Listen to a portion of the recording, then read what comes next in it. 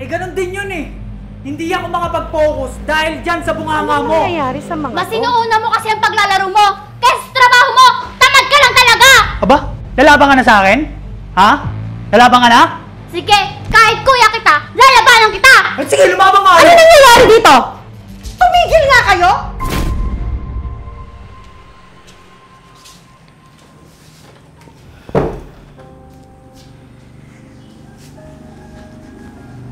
Mga anak, ngayong wala na ang tatay niyo, iba na ang sitwasyon natin ngayon, ha?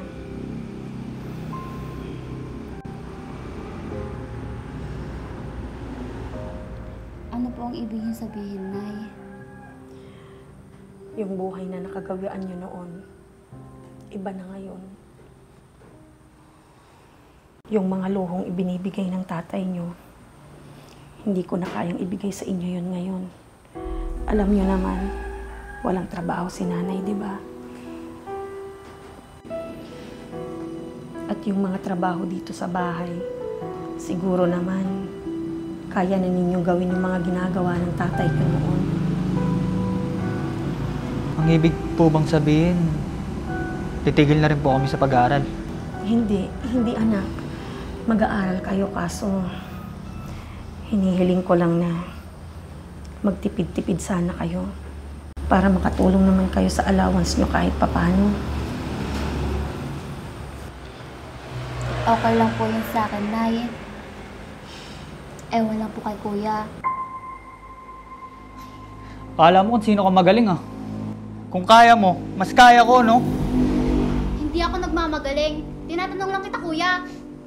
Di mo na ako kailangan tanungin, no? Nagmamagaling ka lang talaga. Ang ayos-ayos ng tanong ko sa'yo. Anong masama doon? Mga anak, huwag nga kayong ganyan. Isipin nyo naman, kakalibing lang yung tatay nyo. Hindi ba pwedeng katahimikan muna ang mangyari dito sa bahay? Si Kuya kasi. Bakit ako? Pwede ba tumigil na kayo? Pagtulungan na lang natin ang mga trabaho dito sa bahay. Tulungan nyo naman ako. Dahil kailangan ko na rin magtrabaho niyan. Opo, Nay. Eh, saan po kayo magtatrabaho? Siguro, kahit mamasukan na lang muna ako. Ang mahalaga, paraos tayo mga anak. Sige na, magpahinga na kayo. At magpapahinga na rin muna ako.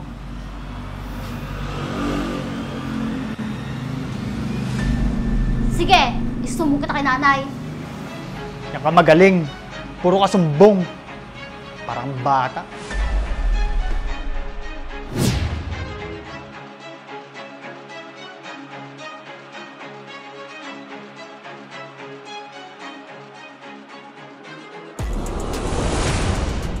Dito, Rilo. Oh, pasok na. Bilisan mo. Dito na ako. Push mo muna yan. Sige. Oh, Pat, tulong na rin dito, Pat. Oh. Dito na, ha? Papasok na ako, boy. Brian, anak, nagawa mo na ba yung mga inutos ko sa'yo? Dito na, boy. Ngayon naman, nakita nyo naglalaro yung tao. Si Abby na lang yung utusan nyo. Busy ako dito, eh. Dito, pre. Bakit ako Kel, na naman? Eh, tapos ko na lahat ng ito sa akin ni Nanay. Kel, dito. Pasok na, pasok. Bahala Ayan. ka lang sa trabaho mo. Talo na ako, oh, dahil sa kakasalita nyo. Anak naman, mas inuuna mo pa yan kaysa sa mga trabaho mo dito sa bahay. Gagawin ko naman po yun, Nay. Kailan pa? Tanghali na oh. Magluluto na naman ako. Kaso, naubusan tayo ng gas. Nay, ako na po ang magsasaing. Salamat anak kung ganun. Oh, yun naman pala eh. Kaya mo naman pala gawin lahat. Eh di sana, pati yung trabaho ko, ginawa mo na rin. Bakit ko naman gagawin? Tapos ikaw ano? Sarap buhay lang? Ang galing mo naman, Kuya! Kala mo kung sino ka. Brian, pwede ba? Tigilan nyo na nga yung palaging bangayan. Yan kasi na eh. Nagmamagaling palagi. Bakit ano? Kala mo ikaw lang masipag dito sa bahay? Ha? Bakit? May sinabi ba akong ganon? Ha, Kuya? Aba, sumasagot ka pa. Brian, tumigil ka na. Yan kasi na eh. Kaya nagmamagaling palagi. Kaya ganyan sumagot.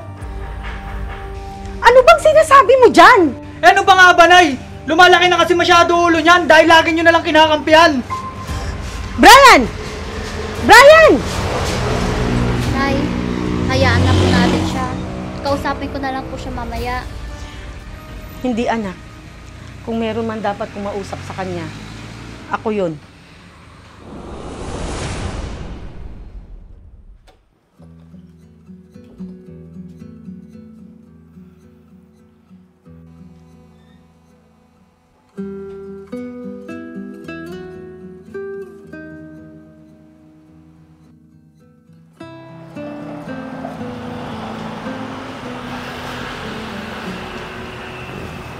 Anak, pwede ba tayong mag-usap?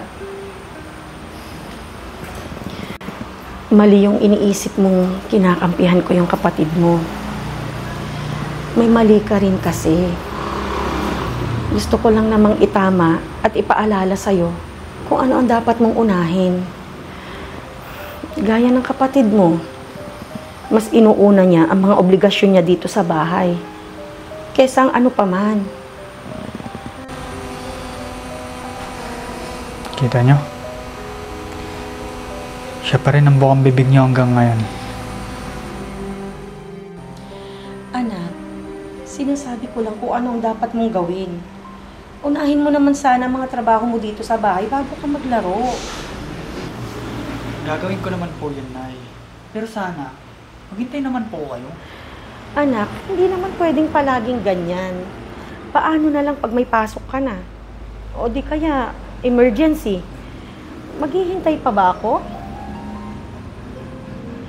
Hindi ko naman kayang pagsabay-sabayin ang mga trabaho dito sa bahay, pati ang pamamasukan ko. Kaya konting konsiderasyon lang, anak, ang hinihingi ko sa inyo ng kapatid mo. Mahirap ba yon, ha, anak?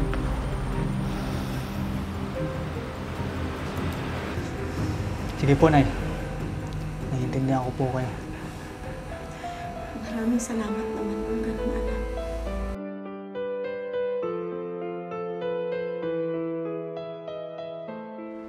Ito na, Doy, ah. Sige, Doy, hilahin mo, Doy. Adi, pasok pagkahilan ni Doy.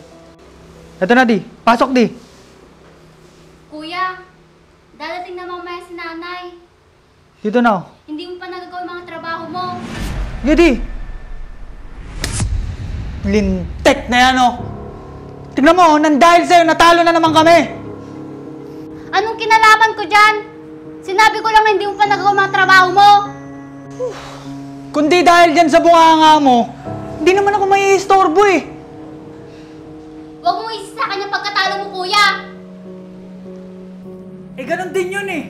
Hindi ako makapag-focus dahil dyan sa bunganga Ano mo. nangyayari sa mga Mas to? inuuna mo kasi ang paglalaro mo. Kaya sa trabaho mo, tamad ka lang talaga. Aba, lalaban ka na sa akin? Ha? Lalaban ka na? Sige, kahit kuya kita, lalabanan kita. Eh, sige, lumabang ka! Ano nangyayari dito? Tumigil nga kayo! Si kuya po kasi, Nay. Ako? Bakit ako? Baka ikaw! Anong ako? Eh, ikaw nga tong walang alam gawin, di ba? Bakit mo ba kasi ako pinapakialaman sa mga ginagawa ko? Ha? Sino ka ba? Ako, hindi kagaya mo. Yabang mo, ah! Brian, tumigil na nga kayo! Naririndi na ako sa inyong dalawa! Brian, ikaw ang panganay. Ano na naman bang inuna mo? At ikaw naman, Abby, bakit sinisigawan at ilalabanan mo ang kuya mo? Palaging ganito na lang ba ang dadatnan ko dito sa bahay pagkagaling ko ng trabaho, ha? Si kuya po kasi, Nay. Hapon na, hindi niya pa nagawa ang mga trabaho niya. Anak naman! Ano na naman ba kasing inuna mo? Oo na. Ikaw na ang masipag. Anak, huwag naman ganyan. Eh kung ginawa mo lang sana yung trabaho mo dito sa bahay, eh di wala sanang ganito. Ayun na naman kayo na, eh. Si Abby na naman ang kinakampihan nyo. Hindi naman sa ganun, anak. Ay nako, hanggang kailan ba kayo magiging ganito?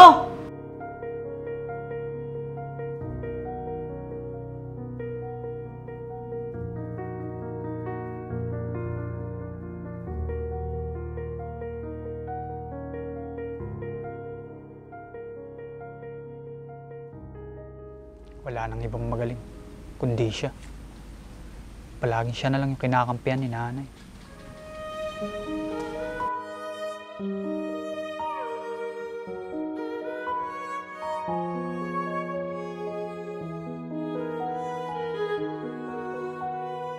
Kuya, No, anong ginagawa mo dito? Di ba ikaw naman yung bida? Doon ka lang. Katabi ni nanay. kuya, mali ka nang iniisip. Pantay ang pagtingin sa atin ni nanay. Pantay? Pantay ba yung ganon? Yung ikaw na lang lagi yung magaling? Eh di wow. Kuya, nandito ako para pag-usapan natin tungkol sa ganyang iniisip mo. Kaya gusto ko matapos lahat ng trabaho sa bahay bago dumating si nanay. Dahil nakita mo naman na palagi siyang pagod galing sa trabaho niya. Kaya sana, pagdating ni nanay sa bahay, magpahinga na lang siya.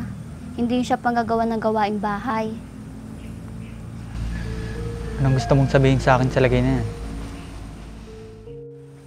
Gusto ko lang sabihin na sana, bago mo unahin yung paglalaro mo, unahin mo tapusin yung mga trabaho mo.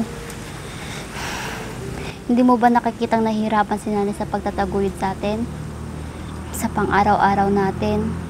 At lalong-lalo sa pag-aaral natin. Kahit sa ganung paraan man lang, makabawi tayo kay nanay. Mahirap ba yun para sa'yo, kuya? Tapos, pagdating niya, maabutan niya pa tayo magkaaway. Isa pa yun sa pinoproblema niya. Imbis na tahimik na lang siya pagdating niya, makikita niya pa tayo nagbabangayan. Sa tingin mo, kuya, makapagpahinga pa siya pag ganon? Siyempre hindi. Mahal, ang hirap pala mag-isa. Yung tipong pagod ka na, pero wala kang magawa, kundi ang magpatuloy. Dahil pag napagod ako, sino pang mag-aasikaso pag-aalaga sa mga anak natin? Isa pa yun sa iniisip niya.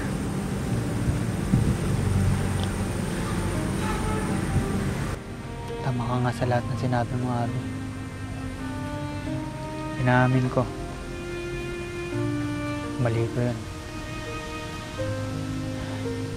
Kaya pasensya ka na.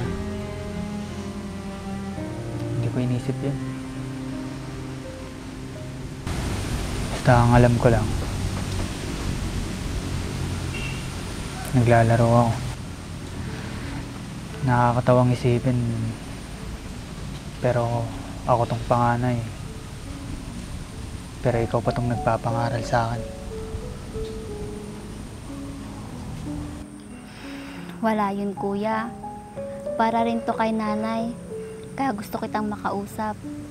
Tsaka, huwag ka sa akin humingi ng pasensya. Kay nanay, hihingi rin ako ng tawad sa kanya. Dahil hindi maganda yung pinakita natin sa kanya netong nakarang araw. Tama ka nga, Abby. Ano, tara. Manghingi tayo ng pasensya kay nanay at kausapin na rin natin siya. Sige, kuya. Tara.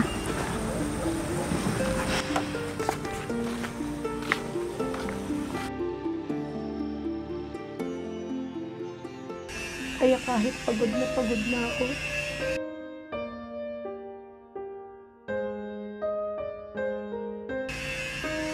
alam ko ang pagod ng isang ina ay ang pagod na hindi pwedeng sukuan. Dahil walang kahit na sino man ang maaaring magmahal at mag-alaga sa mga anak natin. Katulad ng isang ina. Kundi ako lang. Kaya kahit pagod na ako, kahit kailan, hindi ko sila susukuan. Dahil mahal na mahal ko ang mga anak natin. Katulad ng pagmamahal ko sa iyo, mahal. Yan ang ibig ko sabihin sa'yo, kuya. Kawawa talaga si nanay. Napapagod na siya makaintindi sa akin.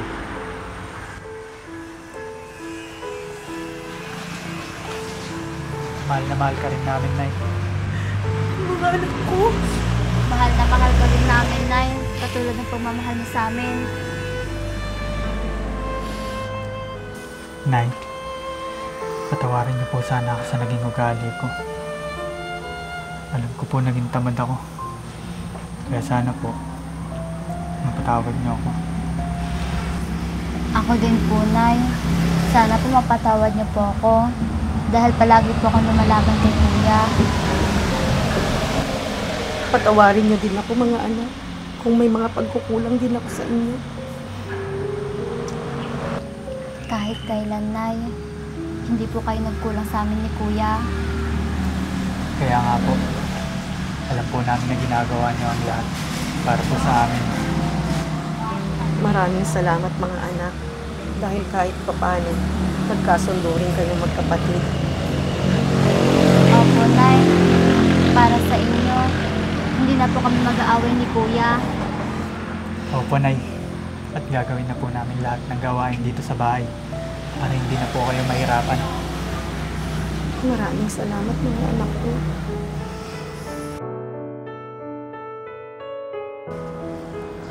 Mahal na mahal ka po namin, Nay. Mahal na mahal ko rin kayo, mga anak. Mga Abi, magsisipag na tayo ah. Oo, Kuya, ikaw dapat. Tamad-tamad mo kasi. Ako ba? Sige, maghuhugas na ako ng pinggan. Dapat palagi, ha? Hindi naman, dapat puro ikaw. Di ba, Nay?